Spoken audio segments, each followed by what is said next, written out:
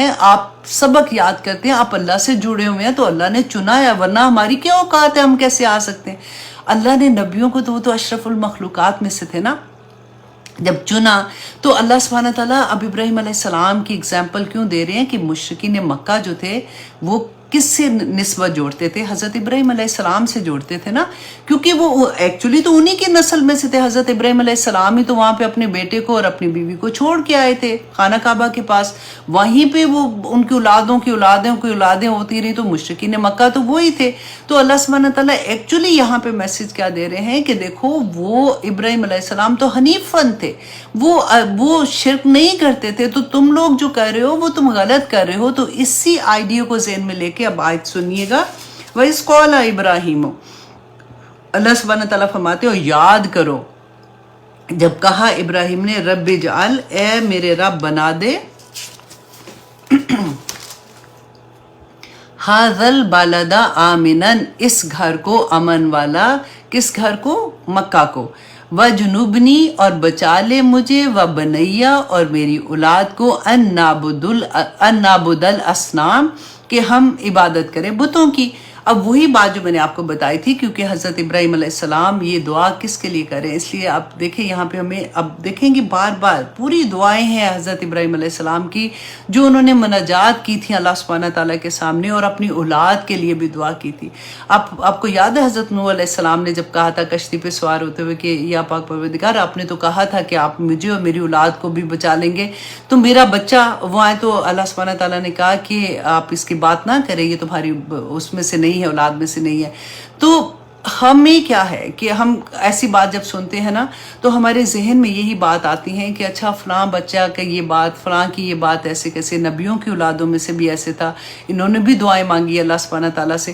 اب یہاں پہ دیکھیے کہ وہ دعا مانگ رہے ہیں اپنے سارے بچوں کے لیے نا, کہ میرے بچوں کو بنی, میری اولاد کو بھی, کہ وہ نہ عبادت کریں کس کی, بتوں کی. تو ہم یہ سوچیں کہ نبی تو اپنی ذریات کے لیے دعا کریں, تو مشرکین مکہ تو انہی کی ذریات میں سے تھے, پھر وہ کیوں عبادت کرتے تھے بتوں کی. تو یہاں پہ جو ہے مفسرین کئی دفعہ نام ایسے پھسل جاتے ہیں, مفسرین نے لکھا ہے کہ یہاں پہ ان کی مراد ان کی صلبی, ان کے اپنے بچے جیسے اولاد تھی, ان کے بارے میں یہ تھا کہ ان کو اللہ سبحانہ تعالیٰ بتوں سے دور رکھنا. اب آگے دیکھیے کہ فرماتے ہیں آیت نمبر 36 میں, ربی, اے میرے رب, انہن, بے شک انہوں نے, اضللنا, گمراہ کر دیا, کثیرن, بہت سے لوگوں کو, من الناس, لوگوں میں سے, فمن تبعنی, پس جو کوئی پیروی کرے میری, فانہ منی, تو وہ مجھ میں سے ہے, ومن عصانی, اور جو کوئی نافرمانی کرے میری, فانک عفو رحیم, تو وہ بے شک تو بہت بخشنے والا اور رحم کرنے والا ہے. اب یہاں پہ ابراہیم علیہ السلام نے جو یہ دعا مانگی تھی نا, اب آپ اپنے اوپر رکھیں یہ آیا, آپ سوچیں کہ آپ نے خود تدبر کرنا ہے کہ وہ کیا کہہ رہے ہیں کہ اے اللہ, بے شک ان بتوں نے بہت سے لوگوں کو گمراہ کر دیا. بت کون تھے؟ جن کی وہ عبادت بھی کر رہے تھے, رائٹ, اور وہ کیا سمجھتے تھے یہ ان کے نیک لوگ ہیں. اور پھر رسول اللہ کی بات بھی یاد رکھیے گا کہ ہر زمانے کے بت فرق ہیں. آج ہمارا خدا کون بن گیا؟ ہمارا اللہ سبحانہ تعالیٰ نے قرآن میں ہمیں کہا نا, تمہاری اپنی خواہش نفس تمہارا خدا بن گیا, ہماری دولت, ہمارا پیسہ ہمارا خدا بن گیا. تو وہی بات یہاں پہ بھی ہے کہ بہت سے لوگوں کو گمراہ کر دیا, اور واللہ جو گمراہ ہو رہا ہوتا ہے نا اس کو پتہ بھی نہیں چلتا. وہ یہی سمجھتے, وہ ایسی ایسی مثالیں دیں گے, ایسے ایسے دل اپنے آپ کو ٹھنڈا رکھنے کے لیے ایسی چیزوں سے اگزامپلس دیتے ہیں, اور مطمئن بالکل اللہ سبحانہ تعالیٰ, پھر ڈر بھی لگتا ہے آنیسٹلی جب آپ کی زندگیوں میں قرآن کھلتا ہے نا, آپ کو لوگوں کی سمجھ آنی شروع ہوتی ہے کہ یا پاک پروردگار, آپ نے کہا تھا کہ ایسے لوگ ہیں.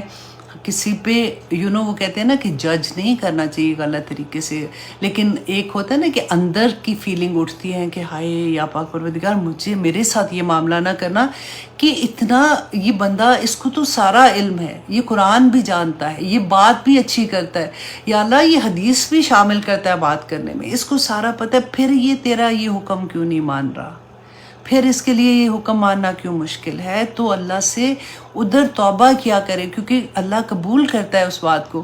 تو اللہ نہ کرے کہ کبھی ہمارے پاس بھی ایسا وقت آ جائے کہ ہمیں سمجھ ہی نہ آئے, ہم کہیں کہ نہیں ہم ٹھیک کر رہے ہیں, اور وہ کیوں ہوگا؟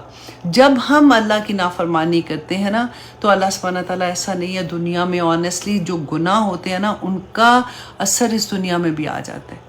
میں اپنے ٹیچرز کو ہمیشہ یہ بات کہتی ہوں کہ بیٹا اگر آپ اللہ کے راستے میں انصاف نہیں کرو گے نا، کیونکہ اتنا بڑا عہدہ اللہ سبحانہ تعالیٰ نے تمہیں دے دیا کہ تم قرآن سکھانے والے بن گئے ہو، اگر تم اس میں کوئی ایسی ڈنڈی مارتے ہو کہ ہائے میرے سے تو نہیں ہوتا، بس ٹھیک ہے جلدی جلدی کلاس لے لی یا جلدی جلدی یہ کر لیا، آپ نے اس کا حق نہیں ادا کیا نا، اللہ سبحانہ تعالیٰ تمہاری جگہ پہ دوسرے کو لے آئے گا.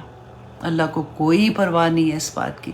دیکھیں اگر تو آؤ ہی نا سیدھی سی بات ہے، لیکن اگر آ گئے ہو وہی بات ہے لا اکراہ فی الدین کہ زبردستی نہیں کوئی بھی لا سکتا، لیکن اگر آ گئے ہو اور اللہ کے نام سے آئے ہو نا تو پھر اللہ سبحانہ تعالیٰ بہت بری پکڑ آ جاتی ہے بندے کی اگر وہ زیادتی کرتا ہے. تو کسی بھی معاملے میں آپ دیکھ لیں، نہ صرف پڑھانے کی بات ہے، ایز اے مسلمان جب ہم اپنے آپ کو مسلمان ڈکلیئر کر دیتے ہیں پھر اگر ہم غلط کام کرتے ہیں نا تو اللہ کی پکڑ بہت بری ہوتی ہے، کیونکہ لوگ ہمیں پرسیو کرتے ہیں ایسا مسلمان، لوگ ہمیں سمجھتے ہیں کہ یہ مسلمان ہے تو یہ ایسے نہیں کریں گے، یہ اچھا. فار ایگزامپل اگر میں اپنی بات کروں کہ کسی کو ہم دیکھیں کہ بہت اس کی اپیرنس بھی بہت ایسے ہے کہ پتہ چلتا ہے اللہ والا ہے، تو ہمیں آٹومیٹیکلی لگتا ہے کہ یہ جھوٹ نہیں بولے گا، یہ دھوکہ نہیں دے گا، اچھا میں اس سے اپنی بات شیئر کروں گی یہ دوسرے کو نہیں بتائے گا. سب سے بڑی بات، اور وہ بندہ اگر غلط کر لے تو واللہ پھر پکڑ بڑی بری آتی ہے. تو اس لیے کوشش کیا کریں کہ جب آپ عہد کر لیتی ہیں نا لا الہ الا اللہ کا اور اللہ سبحانہ تعالیٰ کے راستے میں آنے کا عہد کر لیتی ہیں تو پھر یہ ساری چیزوں کا خیال بہت رکھیں. بات صرف اتنی ہے کہ غلطی پھر بھی ہوگی، اللہ سبحانہ تعالیٰ انشاءاللہ جب ہم توبہ کرتے ہیں نا، اور کمال کی بات ہو جاتی ہے، واللہ کمال کی بات ہو جاتی ہے کہ غلطی کراتے ہیں نا پتہ نہیں چلتا، جیسے انجانے میں غلطی ہو گئی، لیکن گھر آتے ہی ایک دم سے ذہن میں آتا ہے کہ او مائی گاڈ میں نے یہ کیا کہہ دیا، یا میں نے کیا سن لیا، یا میں نے یہ بات کیوں ایسے کہہ دی ہے. اسی وقت جو اگلی نماز میں آپ بیٹھیں گے نا، ویسے تو اسی وقت ہی کر لیں، لیکن ہوتا ہے ذرا اس وقت ذرا دل بہت نرم ہوتا ہے، تو اللہ سبحانہ تعالیٰ سے گفتگو پوری کی پوری، یا پاک پروردگار ادھر میں جب بیٹھی تھی مجھے نہیں پتا تھا، میں نے ایسے کر لیا، آئندہ نہیں کروں گی، یا اللہ مجھے معاف کر دے، مجھے نہیں پتا تھا. واللہ انسان کی زندگی نا، وہ کہتے ہیں نا کہ دل آپ کا پالش ہوتا جاتا ہے، چمکتا جاتا ہے، اور جس دل میں تھوڑی سی بھی قدورت ہوتی ہے نا اس میں اللہ سبحانہ تعالیٰ کا نور تو نہیں آ سکتا. تو جو صاف دل ہوگا اللہ سبحانہ تعالیٰ کو سب پتہ ہوتا ہے، اس دل میں اللہ سبحانہ تعالیٰ کی یاد پکی آ جاتی ہے، اللہ سکون دے دیتا ہے. ویسے تو سکون دیکھے دنیا میں اللہ نے رکھا ہی نہیں ہے. اللہ اکبر. اللہ سبحانہ تعالیٰ ہمیں توفیق دے کہ اللہ کے احکامات کو سمجھنے اور اس پہ عمل کرنے والے بن جائے. آمین ثم آمین. اب آگے دیکھیے اللہ سبحانہ تعالیٰ فرماتے ہیں آیت نمبر 37 میں کہ ابراہیم علیہ السلام اب کیا دعا کریں، ربنا اے ہمارے رب، انی اسکنتو بے شک میں نے بسا لیا، من ذریاتی اپنی اولاد میں سے کچھ کو، بوادن غیر ذی زرعن ایسی وادی میں جس میں کھیتی باڑی نہیں ہے، عند بیتک المحرم کہ تیرے گھر کے پاس حرمت والے. ربنا کیوں بسایا؟ اب یہاں پہ کیوں کا جب سوال ہے نا، اب سارے اپنے آپ سے بھی کیوں کا سوال کریں کہ جب بھی ہم نے گھر لینا ہوتا ہے کبھی ہم کیا سوچتے ہیں ایسے کہ ہم اپنا گھر جو لیں گے وہ مسجد کے پاس ہو یا ایسی جگہ پہ ہو جہاں پہ اللہ سبحانہ تعالیٰ کی یاد والے لوگ زیادہ رہتے ہیں. ہماری پرائرٹی دیکھیں پاکستان میں تو ہر آلموسٹ محلے کے پاس مسجدیں ہوتی ہیں، رائٹ، انڈیا میں بھی ہوتی ہوں گی اسی طرح سے، جو مسلمان جہاں پہ زیادہ ہوتے ہیں وہاں پہ. لیکن وہ ہوتا ہے کہ آپ نے ویسے ہی گھر وہاں پہ لے لیا، لیکن کیا اس سوچ کے ساتھ کہ میں وہاں پہ گھر لوں، وہاں پہ مسجد ہے، جامع مسجد ہے، یا فار ایگزامپل وہاں پہ کلاسز ہوتی ہیں، میرے بچے جو ہے وہ اللہ کا دین بھی سیکھ سکیں گے. تو یہاں پہ ہمیں بہت بڑا سبق ملتا ہے کہ ابراہیم علیہ السلام ایسی جگہ پہ، دیکھیں ہم سوچتے ہیں نا کہ بچوں کو بیسٹ جگہ پہ رکھیں، جتنی بھی اوقات ہوتی ہے جس بھی لیول پہ ہم ہوں گے اس لیول پہ بیسٹ لیول پہ ہم نے رکھنا ہوتا ہے کہ بچے اچھے اسکول میں جائیں، اچھے گھر میں رہیں، جو بھی ان کو آسانیاں ملے. اب یہاں پہ ابراہیم علیہ السلام اپنے دودھ پیتے بچے کو اور اپنی بیوی کو ایک ایسی جگہ پہ جہاں پہ کوئی چیز نہیں سوائے پہاڑوں کے، نہ پانی ہے نہ کھانے کا نہ کچھ نہ کچھ، وہاں پہ کیوں چھوڑ کے آ رہے ہیں؟ اللہ کا حکم تھا، اللہ کا حکم تھا۔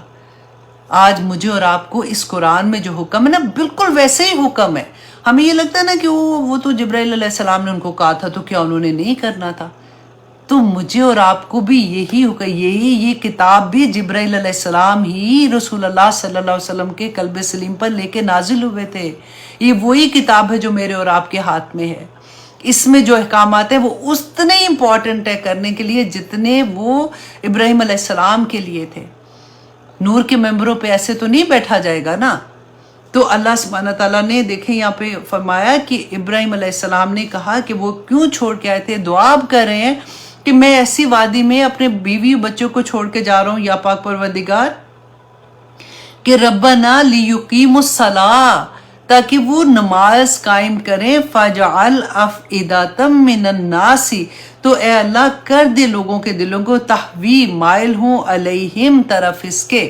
خانہ کعبہ بھی اس کا مطلب ہو سکتا ہے کہ مطلب اس گھر کے پاس جس میں نے کیا، اور میری ذریات مطلب انہی کی ذریات میں سے تو رسول اللہ صلی اللہ علیہ وسلم بھی تھے نا، پھر ان کی طرف ان کی محبت ہو لوگوں کی۔ وَرْزُقْهُم مِّنَ الثَّمَرَاتِ، اور رزق دے انہیں پھلوں میں سے، لَعَلَّهُمْ يَشْكُرُونَ، تاکہ وہ شکر گزار بن سکیں۔ سبحان اللہ۔ اب دیکھیے کہ یہ اس میں اس ایک آیا میں نا جو ابراہیم علیہ السلام کی دعائیں ہیں، آپ بالکل اسی طرح سے کہ یہ جیسے آپ مانگ رہے ہیں تو آپ اس کو کیوں مانگ رہے ہیں، ابراہیم علیہ السلام نے کس وجہ سے یہ دعا مانگی تھی، تو وہ وجہ مجھے اپنے اندر کریٹ کرنی ہے کہ ابراہیم علیہ السلام دیکھیں 90 سال تھے ان کی عمر، کائنڈ آف 90 سال آتی ہے جو ہم پڑھتے ہیں کہ جب اللہ سبحانہ تعالیٰ نے ان کو حضرت اسماعیل علیہ السلام اور حضرت اسحاق کی خوشخبری، وہ 100 آئی تھنک 16 یا 17 کے تھے جب اسحاق علیہ السلام کی خوشخبری دی تھی، تو ابراہیم علیہ السلام اس عمر، اسماعیل علیہ السلام اس عمر میں پیدا ہوئے۔ وہ کتنا پیارا بچہ ہوگا، وہ کتنا لاڈلا اور محبت والا بچہ ہوگا کہ میں کیسے اس کو چھوڑ سکتے۔ اللہ کا حکم آ گیا۔ اب کہتے ہیں جب وہ بیوی کو وہاں پہ چھوڑ کے آ رہے ہیں تو ایک جیسے ہوتا نا تھیلی اس کی کھجور کی اور پانی ایک مشکیزہ بس، اور وہاں پہ رکھا اور چل پڑے۔ اب میں اور آپ جب یہ قصہ سنیں گے تو ہم کہیں گے ہائے ہائے یہ کیسے ہو سکتا ہے، یہ تو ایسے نہیں ہے، نعوذ باللہ، ہم تو پتہ نہیں کیا کیا سوچے ہیں نا۔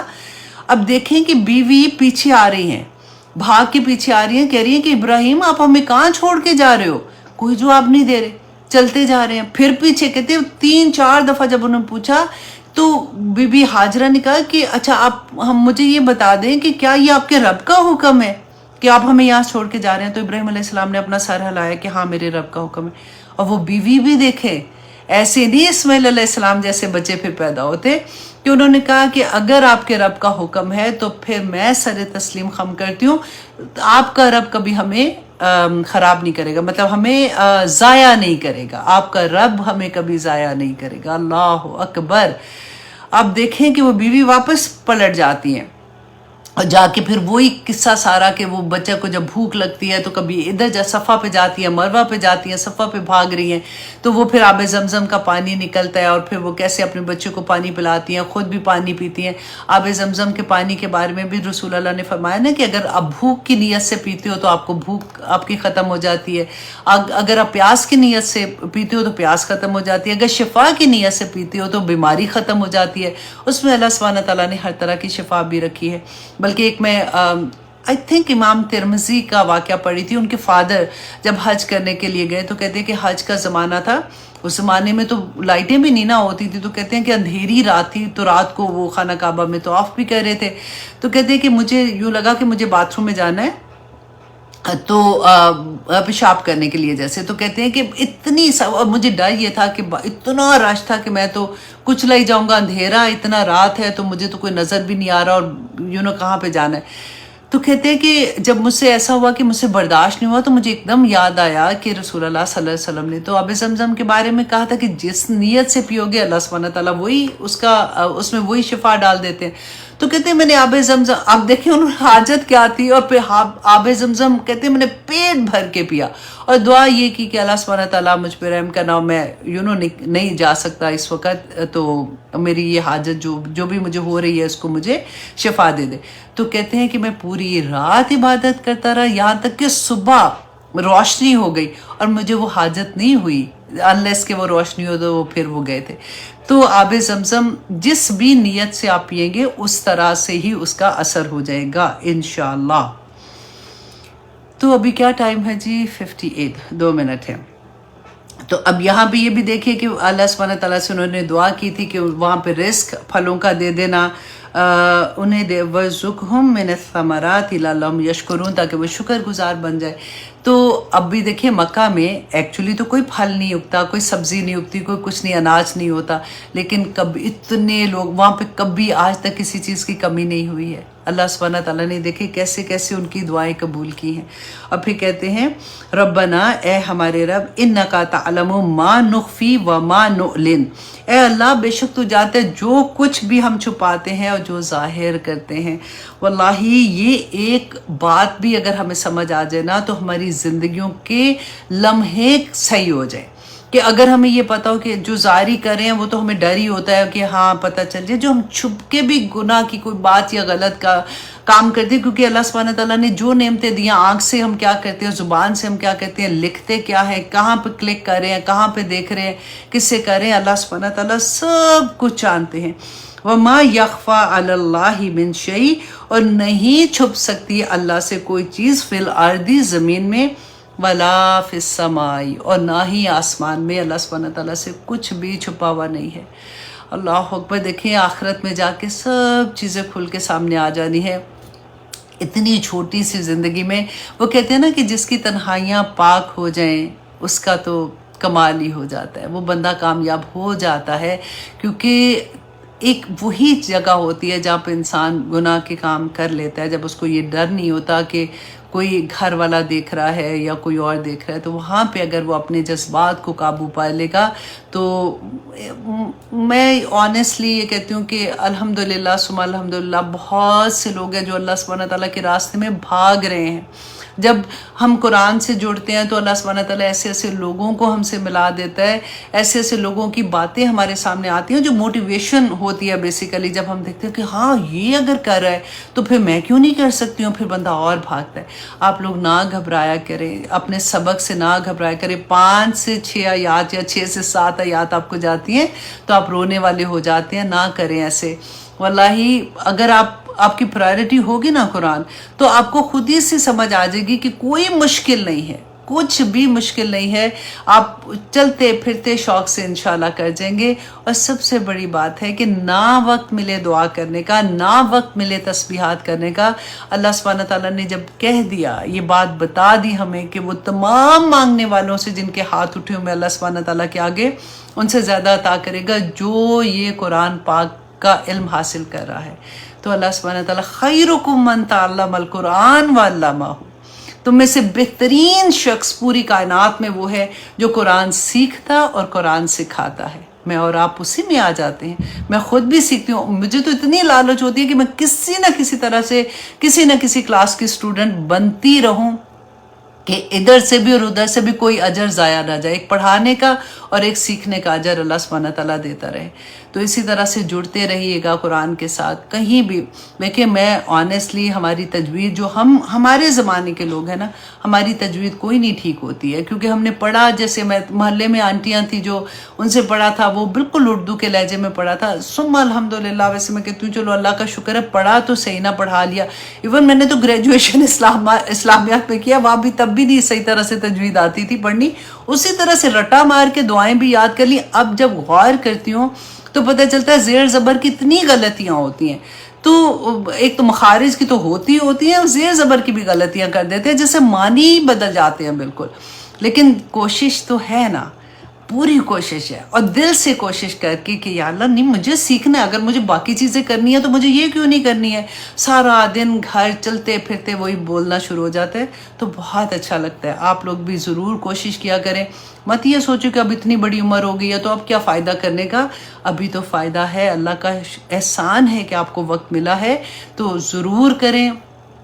تفسیر بھی کریں، ترجمہ بھی کریں، گرامر بھی کریں، سب کچھ کریں جو کچھ اس کتاب سے جڑا ہوا ہے نا.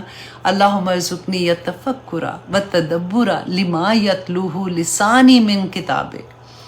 اللہ سبحانہ تعالیٰ سے دعا کریں کہ یا اللہ مجھے تفکر، مجھے تدبر عطا کر جو میری زبان اس کتاب میں سے پڑھتی ہے نا اس میں، والفہم لہ والمعرفت بمعانی، اس کی معنی کی معرفت عطا کر، بمعانی والنظر فی عجائبی والعمل بذالک ما بقیت انک علی کل شیء قدیر. کہ یا پاک پروردگار جب تک میری زندگی ہے، اللہم اجعل اوسع رزقک علی عندک کبر سنی وانقطاع عمری. یا اللہ مجھے میری زندگی کے آخری لمحے تک بھی یا اللہ اپنا رزق میرے پر وسیع رکھنا، اور اللہم اجعل اوسع رزقک علی، ہاں اپنا رزق میرے اوپر وسیع کر دے. بہت پیاری دعائیں. آنیسٹلی جب میں شروع ہوتی ہوں تو پھر مجھے لگتا ہے کہ میں نے بند ہی نہیں ہونا، نہیں، لیکن کیونکہ وقت اب نہیں ہے، 4 منٹ اوپر ہو گئے. دعائیں یاد کرنا اور کرتے وقت بس وہ والی بھی جو سورۃ اعلیٰ کی میں نے آیت نہیں آپ کو بتائی، کیا تھی، میں نے آپ کو 2-3 دفعہ آج بتائی ہے. میں نے کہ لا ینسا لا تنسا، کیا تھی، چلے لکھے نا ذرا، شابش آپ لوگوں کو اگر یاد ہے جنہوں نے سورۃ اعلیٰ، تو آپ میرے اسٹوڈنٹ نے تو ان کو یاد کیا ہوا ہے سب نے. آمین آمین. جی آمین تو مجھے پتہ ہے آپ لکھ رہے ہیں. آپ ذرا لکھیں کہ وہ کون سی دعا تھی. سنکریک فلا تنسا، سنکریک فلا تنسا، یہ والی جو آیا ہے میں نے آپ کو کہا تھا یہ پڑھ کے تو پھر آپ نے اپنا سبق بھی یاد کرنا ہے اور سارا کچھ. تو انشاءاللہ ٹھیک ہے جی. پھر انشاءاللہ اجازت دیجیے، اگلی دفعہ دیکھیں گے کہ اللہ سبحانہ تعالیٰ نے ہمارے لیے کیا پیغامات رکھے ہیں. بہت خوبصورت آیات ہے. آنیسٹلی یہ کہ ابھی بھی میں نے بس یہ ہے کہ ٹائم ایسا ہوتا ہے نا کہ اچھا بس یہ بھی چھوڑ دو، یہ بھی چھوڑ دو، یہ بھی میں نے بعد میں بتا دوں گی، یہ بھی بتا دوں گی، اچھا یہ امپورٹنٹ ہے یہ بتا دو. اس طرح سے کلاس ہو رہی ہوتی ہے. لیکن الحمدللہ ثم الحمدللہ بچپن سے یہ سنتے آتے ہیں، کیونکہ اللہ نہ کرے کسی کی ڈیتھ ہوتی ہے تو وہاں پہ جو بڑے بوڑھے ہوتے ہیں یوزلی وہ جب گھر والوں کو تسلی دے رہے ہوتے ہیں، جب وہ رو رہے ہوتے ہیں تو ان کو یہ بات اکثر ہمارے سننے میں آتی ہے نا کہ دیکھو نہ رو، کیونکہ رونے سے جو فوت ہوا ہے اس کو تکلیف ہوتی ہے یا اس کی وجہ سے اس پہ عذاب ہوتا ہے. تو آج کی حدیث انشاءاللہ اس کانسیپٹ کو کلیئر کرے گی کہ ایکچولی حدیث کیا ہے. صحیح بخاری کی حدیث ہے 1288. حضرت ابن عباس رضی اللہ عنہ بیان کرتے ہیں کہ جب حضرت عمر کی وفات ہوئی تو وہ حضرت عائشہ رضی اللہ عنہا کے پاس گئے اور انہوں نے ان کو یہ حدیث بیان کی کہ میں نے سنا ہے کہ رسول اللہ صلی اللہ علیہ وسلم نے یہ فرمایا تھا کہ جب کسی کے گھر میں کوئی فوت ہوتا ہے اور وہاں پہ وہ روتے ہیں تو اس کا عذاب یا اس کی تکلیف جو ہے وہ مرنے والے کو ہوتی ہے. تو حضرت عائشہ رضی اللہ عنہا نے فرمایا کہ اللہ سبحانہ تعالیٰ عمر کے درجات بلند کرے، عمر پہ اپنی رحمت کرے. باخدا رسول اللہ صلی اللہ علیہ وسلم نے یہ نہیں فرمایا تھا کہ مومن پر اس کے گھر والوں کے رونے کی وجہ سے عذاب آتا ہے، بلکہ رسول اللہ صلی اللہ علیہ وسلم نے یہ فرمایا تھا کہ اللہ کافر کا عذاب اس کے گھر والوں کے رونے کی وجہ سے اور زیادہ کر دیتا ہے. اس کے بعد کہنے لگی کہ قرآن پاک کی سورۃ الانعام کی آیت نمبر 164 تمہارے لیے کافی ہے، تمہیں بس کرتی ہے اس بات کے لیے کہ اللہ سبحانہ تعالیٰ نے فرمایا وَلَا تَزِرُ وَازِرَةٌ وِزْرَ أُخْرَى، کوئی کسی کے گناہ کا ذمہ دار اور اس کے گناہ کا بوجھ اٹھانے والا نہیں ہے. اللہ سبحانہ تعالیٰ سے دعا کریں کہ اللہ سبحانہ تعالیٰ ہمیں سب کو توفیق عطا کرے کہ ہم اپنے اعمال بہترین کرنے کے قابل ہو جائیں. ہم یہ نہ دیکھیں کہ ہمارے ابو اتنے نیک تھے، ہمارے دادا ایسے تھے، ہماری دادی ایسے تھی. یوزلی جب ہم بات کرتے ہیں تو ہم اسی طرح کی بات کرتے ہیں کہ میرے دادا اتنے ایسے کرتے تھے یا میری دادی ایسے کرتی تھی، لیکن ہم یہ بھول جاتے ہیں کہ اللہ سبحانہ تعالیٰ نے وہاں پہ یہ نہیں دیکھنا کہ وہ کیا عمل کرتے تھے. اللہ سبحانہ تعالیٰ نے ہم سے ہمارے اعمال کے بارے میں پوچھنا ہے، اور اللہ سبحانہ تعالیٰ سے دعا کرتے ہیں کہ اللہ سبحانہ تعالیٰ ہمیں اس دنیا میں رہتے ہوئے اس بات کی سمجھ عطا کرے کہ ہم اپنے اعمال کو بہتر سے بہتر کرنے کی کوشش کریں. آمین ثم آمین. کتاب، یہ آیات ہیں کس کی؟ کتاب کی. اب کتاب یہاں پہ جو کہا اللہ سبحانہ تعالیٰ نے، اب دیکھیں یہ اس کا کیا مطلب ہو سکتا ہے؟ دور کا اشارہ ہے نا، کہ یہ لوح محفوظ میں ہے قرآن پاک. تو یہ اس لوح محفوظ میں جو قرآن ہے نا، اس کی یہ آیات ہیں. آیات کس کو کہتے ہیں؟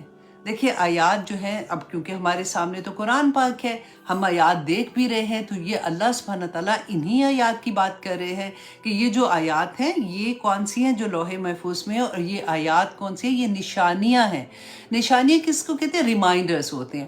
جیسے اگر آپ کسی کو انویٹیشن دیتے ہو پارٹی کا، اور اس کے بعد جب پارٹی کے قریب آتے ہیں تو ہم ان کو واپس انویٹیشن بھیجتے ہیں نا واٹس ایپ پہ، فرینڈلی ریمائنڈرز. یہ فرینڈلی ریمائنڈرز ہیں بیسیکلی. اللہ سبحانہ تعالیٰ بتاتے ہیں وہ جو تم نے وعدہ الست لیا تھا نا اللہ سبحانہ تعالیٰ سے، اس کے ریمائنڈرز ہیں کہ تم یاد کرو کہ تم نے اللہ سے کیا وعدہ لیا تھا. اور یہ ہمارے اندر بلٹ ان ہے. اللہ سبحانہ تعالیٰ نے ہمارے اندر یہ چیزیں رکھی ہیں. دا مومنٹ ہماری زندگی میں قرآن کھلتا ہے یا کوئی ایسی چیز آتی ہے نا، تو ہم فوراً اللہ سبحانہ تعالیٰ سے ریلیٹ کرنا شروع کر دیتے ہیں. تو اللہ سبحانہ تعالیٰ نے یہاں پہ یہی بات بتائی. اور دیکھیں لوح محفوظ میں نے آپ کو پہلے اس کی پوری ڈیٹیل بتائی تھی کہ یہ اللہ سبحانہ تعالیٰ کے عرش کے دائیں طرف ہے. اور یاد ہے کہ اس میں یہ بھی تھا کہ جو اللہ سبحانہ تعالیٰ نے جب انسانوں کو بنایا، اسے 50,000 سال پہلے قلم پیدا کیا، سب سے پہلے اس کو کہا کہ لکھ. اس نے کہا کیا لکھوں؟ تو ہر چیز کی تقدیر، نہ صرف ہماری انسانوں کی، دنیا پوری کائنات کی جو تقدیر ہے نا، اس اللہ سبحانہ تعالیٰ نے کہا کہ لکھ دو، اور اس نے لکھ دیا. اور وہ لوح محفوظ میں محفوظ ہے. اور وہیں پہ قرآن پاک جو ہے وہ بھی وہیں پہ محفوظ ہے. اور وہاں پہ اللہ سبحانہ تعالیٰ کہتے کہ عرش کے دائیں طرف ہے. اور کہتے یہ ایک خوبصورت ایک ایسا محل ہے جیسے موتیوں کا، پرلز کا محل ہوتا ہے. اور جو قرآن کے لفظ ہے نا، یہ زمرد کی تختیوں پر لکھے ہوئے ہیں. اللہ اکبر. اور اتنے کہتے وہ نور ہے جو اللہ سبحانہ تعالیٰ کا نور ہے. اور اللہ سبحانہ تعالیٰ دن میں پتہ نہیں کتنی دفعہ اس کی طرف نظر کرتے